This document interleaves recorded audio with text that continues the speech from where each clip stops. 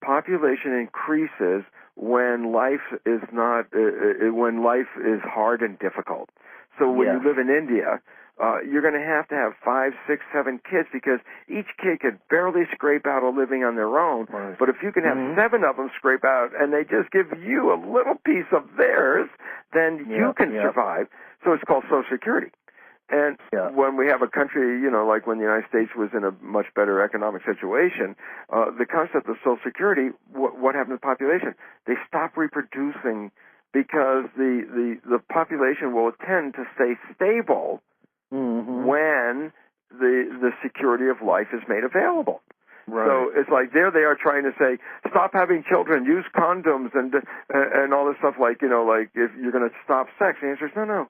All you have to do is give them some assurance of their survivability, that they're safe, and the reproduction rate will essentially stop. It'll go right down. And when everybody is taken care of, and food is not a problem, and good water and a roof over your head, that would resolve itself instead of pulling the rug out from underneath those who are less fortunate and sucking out the Hoover vacuum cleaner into the banks.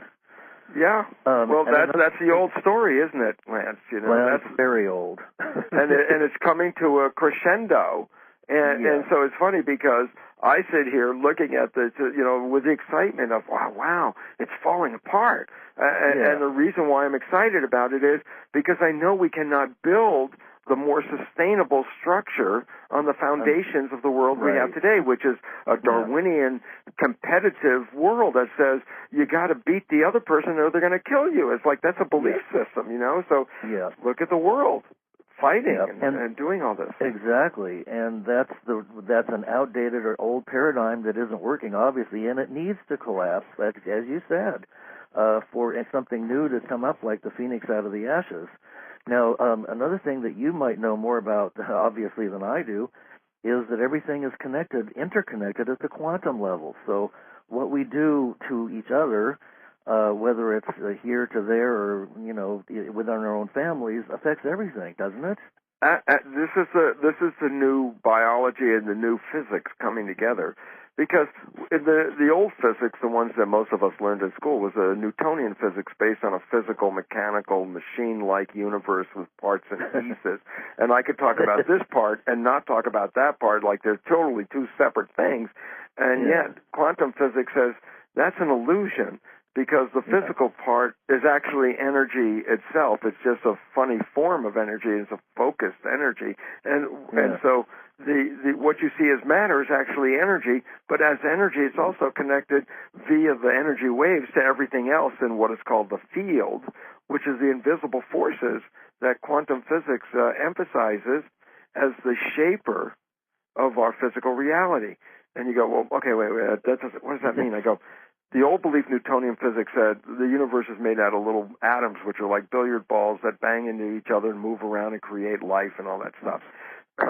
Quantum physics has a different understanding. It says that there aren't really physical balls at all. They're all just energy, and they're all interconnected. This is one whole giant energy universe where everything is connected. You cannot step outside of the universe and look back in.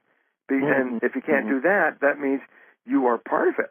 And this is why quantum physics is bringing in such a profound new insight to our world. It's been there since 1930, but the population wasn't ready for it. But now it's time. And the recognition that quantum physicists tell us is, look, the world that we're living in is based on our consciousness, that we're manifesting through our collective beliefs. And when we have a collective belief in a war exists. And if a war exists and I'm sitting here with a belief, I want peace, my little vote doesn't matter very much because it's a collective belief. So we have been culturally programmed to buy a way of life, which is a Darwinian life that says that person has more because they deserve it. It's like, wow, all right, that's really cool. Right. But we bought that. And then we let the people get as much as they can. By how do you get as much as you can? Well, you take it from everybody else. And, that's called the world we live in. And here's why why I like the book. It doesn't just say, okay, here it is, folks. Here's all the problems. This is great. Look at all the crashing and the chaos. The book says that this is a normal process. If you understand what is going on, then the future takes on a completely different appearance. And what's really going on is this. There's an evolutionary jump happening right now. And the reason why it's evolution is because we hit a crisis. And the significance of a crisis, as we've talked about, is you can't continue what you're doing because that's creating the crisis. So here's your opportunity to do something different. That's the opportunity for evolution. And why this becomes very important for us right now is that I said, well, if the change does come and all this stuff comes down, what are we going to put in its place? And it's like, ancient mystics have always had a saying the answers lie within. And this is the fun part, because I said, well, how can a few billion of us on this planet learn to live in harmony and peace and all that? And then I go, inside your body are 50 trillion cells. Every cell, essentially, virtually every cell in your body has all the same functions that you have that you express as a human. Cells have a digestive system, respiratory, excretory, nervous system, musculoskeletal system, an endocrine system. They even have immune system. So what does that mean? A cell has all the same functions as you. It's just smaller. So basically, it's a miniature human. And then I go in and I tell you, guess what? Look inside your body. You got 50 trillion cells. Every cell has a job. Every cell gets paid. But every cell gets the basics. Every cell gets food. Every cell gets protection. Every cell gets health care. And no matter what George Bush was trying to say, in this real environment, it's an environment where no cell is left behind. And why is it relevant? Because I give you an example, that if we applied this today, how it would change the world. And it goes like this. The biology has coins of the realm, they call it, money in the form of energy molecules. They're just units of energy. They're just like dollar bills. You can buy something with this energy. So the body creates the energy from its work. Now, what's interesting is this. There is no wealth in the system until every cell gets the basics of life. Wow. In other words, the system can produce this energy, this wealth, but there's no wealth in the system until every cell gets the basics of life: food, place to sleep, a job, something to do, and get paid for it. Now, why the next step becomes relevant is this. So not all the cells get the same pay. Skin cells don't work as hard as neurons, so neurons get lots of energy, these ATP molecules. And in fact, neurons make so much energy money that they actually have entourages. They have other cells that support them, and they pay them. Okay, so the idea is, so it says everybody gets the basics, and then the amount extra above that is based on your job. But then here comes the neat part. But a cell makes a limit of how much it can have. It has more than it needs. It has more than it needs. But once it exceeds what it needs to a certain level, then guess what? All the extra energy is returned to the entire community. And the community bank, and I have deposits. Unfortunately, they're called fat deposits, but that's a community bank that's on me right now. So it says, okay, my cells did really pretty good, and we got a lot in the bank. And the relevance about this is that's the equivalent of the central resources that cover things like if I break my leg. Like, if I break my leg and I have 50 trillion cells, you think, well, are they going to get together? And some says, I don't want to pay for that. And the reality is, no, of course not. Basically, it all comes out of the central resources. So basically, it comes down and says this. There is no wealth in the system until every cell is guaranteed a life right. And then once that's guaranteed, then cells can accumulate extra wealth until they reach a limit. Right. And then past that limit, all the other wealth then really goes into the central bank, which covers the entire 50 trillion cells if they need something, including making another human. And I say, wow. And they amazing. do this. It is, and it's interesting because it was funny. I just recently saw Michael Moore's Corporations: A Love Story. I did too, just yesterday. Did you really? And because Yes. that part that got me was until before Reagan, the rich paid, the very, very rich paid 92% taxes. And as they showed, it's like, well, that didn't make them poor. They were still as rich as anybody could be, even with the 92% taxes taken out. Yeah. But that 92% went back into the community bank. So guess what? Before Reagan, our economy was much more like a healthy body in a sense that we were entitled to make money. Unfortunately, there were no limits and caps, but the limits came when they did make that much money. Then their tax rate was so high that was the like putting the limitation back on, and it went back into the system, and it worked, and it worked so much more beautifully than where we are now, because now the rich don't pay any taxes, and yet they're the ones that suck the energy out of the system.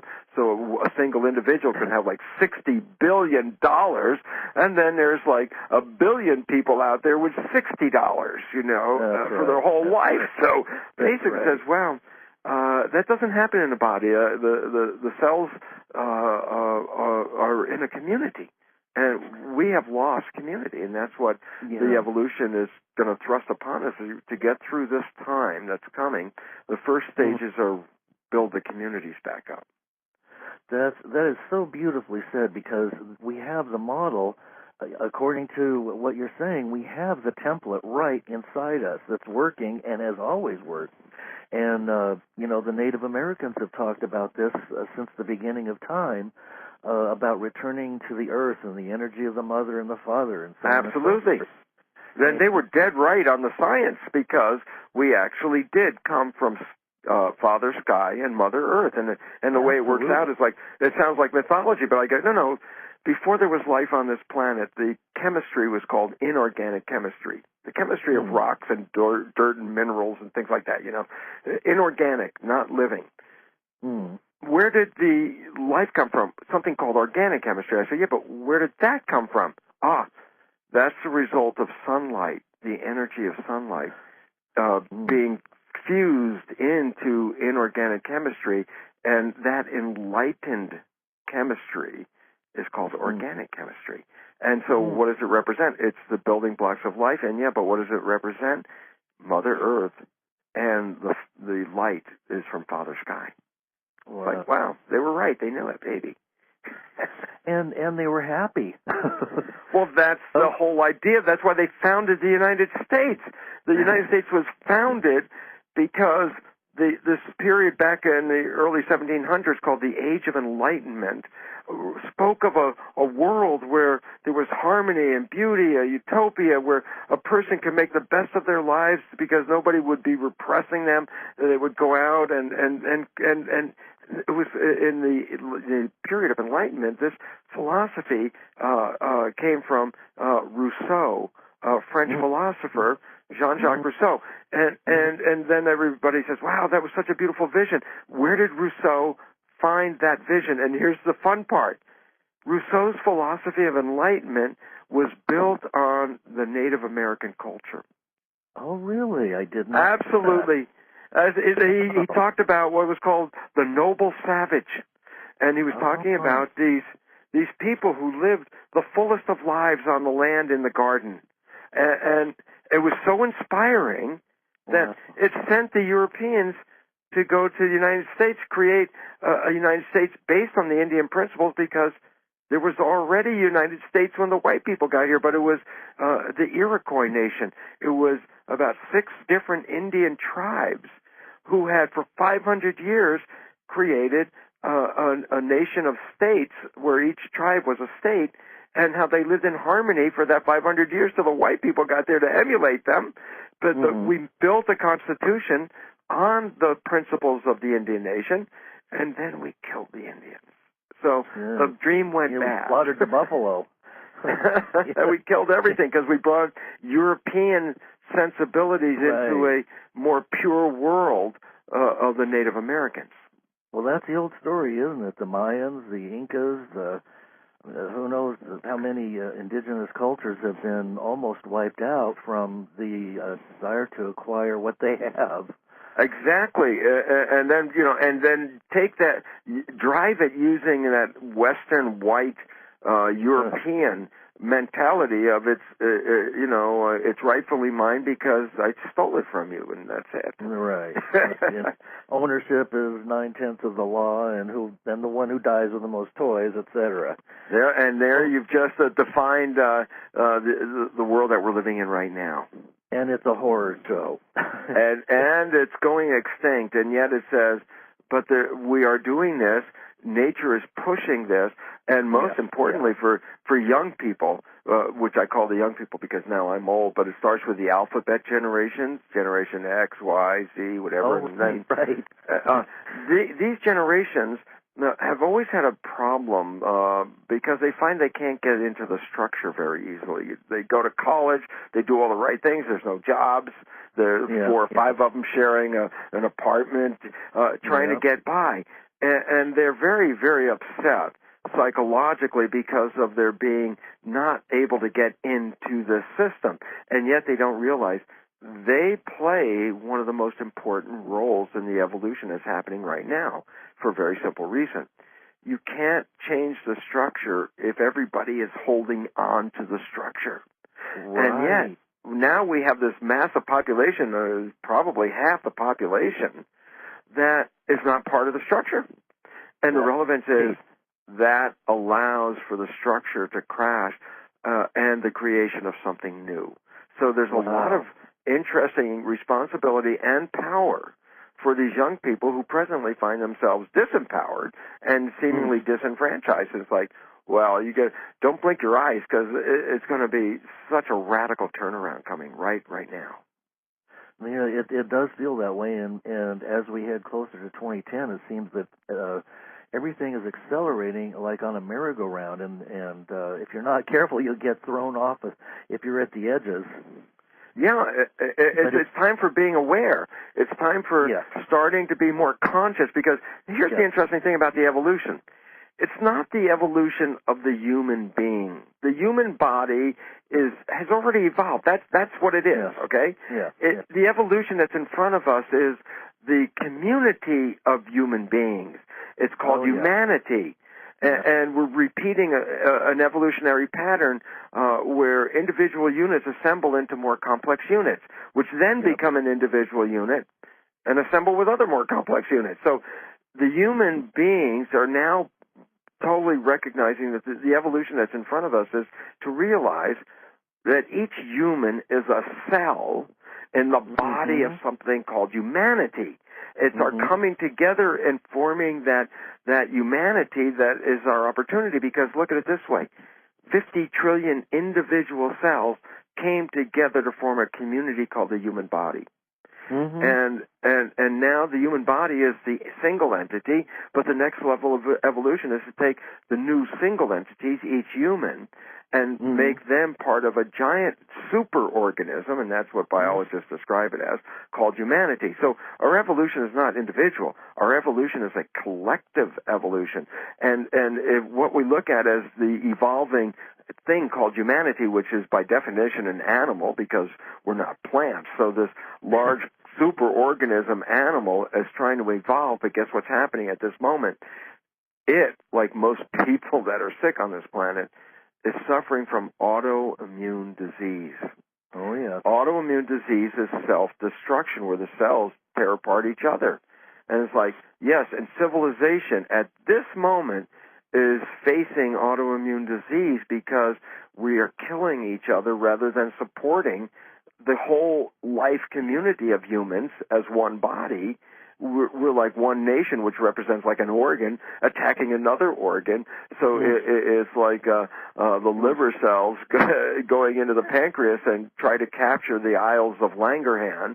And so basically, our world is a world that hasn't recognized, but is learning to recognize the unity of human life. And when we acquire that, and then we work as a community, then the kinds of consequences that you can see in a human body where a community of 50 trillion citizens is working in harmony. Think about it this way.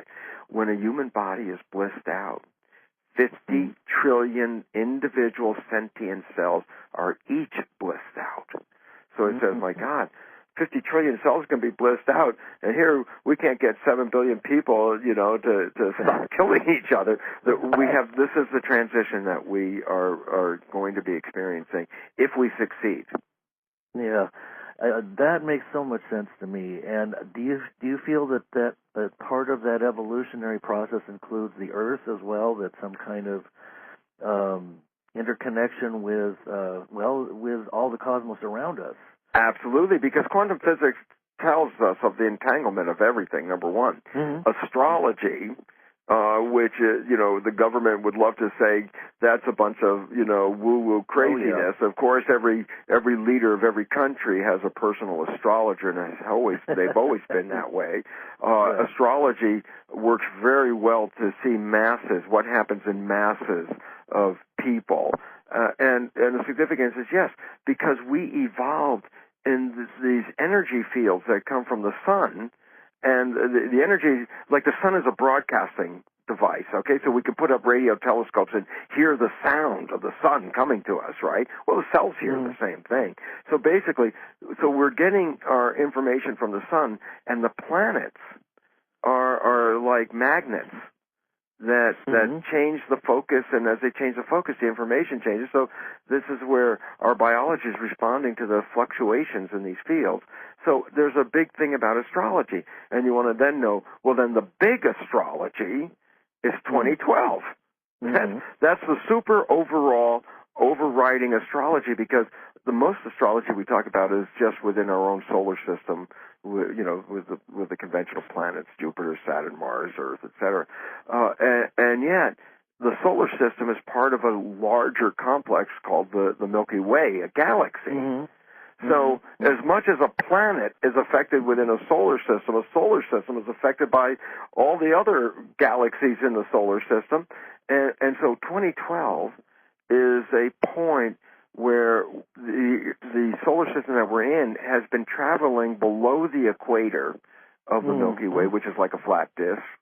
And 2012, we're at the level of the equator, and after 2012, we move above. Well, that's like going from a north pole to a south pole in a magnet, and that changes the polarity. So we're in a state of flux. And just for possibility, see what happens, the end of July might be the precipitating chaos that will kick the whole thing. It's a possibility because at the end of July, there's a major astrological alignment with... There's a grand cross, isn't there? It's a grand cross, and they're in perfect, 90-degree, 180-degree oppositions, and this produces some very... I read one astrologer which really just said, look, everyone is going to be affected by this. Everyone is going to be affected by this. So it's an interesting thing, and you can see if you follow the news how the intensity is building up. Now, whether it will manifest or not, hey, it's all based on probability. So we don't know. Another thing is the solar cycle is supposed to reach its maximum in 2012. So we have that to look forward to, too, although it's been awfully quiet up until... Well, quiet before the storm, perhaps. Well, yeah. And why? So it's like it says, okay, it's not just humans. Gaia, right, as a living organism, the planet, is going through an evolutionary shakeup right now. Yep, and it's about time. Yeah. But we affect the planet, and it's really wonderful because things like the Global Coherence Project recognize that when a population starts to focus on something like 9/11 or the death of Princess Diana, Obama's election, that when the population starts to focus on a big event, it changes the readout of these special devices called random number generators. Right. And they start creating patterns in the numbers when the machine is designed to only make random numbers, and somehow humans, when they get coherent in following a point or a story or what's going on, actually change the readout of these things, which are actually part of the quantum field. So it basically says when we get enough people coherent, we can then create a different reality than the field that is behind us, that we can change the field. And that's what a kind of thing that humanity can do. Humanity as a collective group, sharing some very sustainable beliefs and patterns like the cells in the human body, when working in that collective harmony, can then manifest a different reality. Wow. Well, that seems like a great place to segue off into the end of the next reality. We're just about out of time. Is there anything important that you'd like to share with the listeners? And also, would you mention your website again so that everybody can? Thank you, Lance. Sure. Just leave it like this. The evolution that's in front of us is not an evolution that will occur by sitting in an armchair and waiting for something to happen. Because this is the unique evolution where we as cells are participants in the process. So everyone is going to have to participate. So it really says that we're moving into a new world, but it's going to take us to do it. And so it's very exciting because we are, in a real sense, manifesting a new reality by our collective abilities. And I see that as a wonderful thing because I think the average human in this world, I think they all want about the same thing. So I think that same thing being just some peace and harmony and some food and to wake up and enjoy the planet. That collective belief can manifest a reality that expresses that. Wonderful. And a little love. Yeah, the love part of it, that's what holds all the cells together. Wonderful. Well, we could use more of that, of course. My website, Lance, is BruceLipton.com. It's very simple. Wonderful. BruceLipton.com.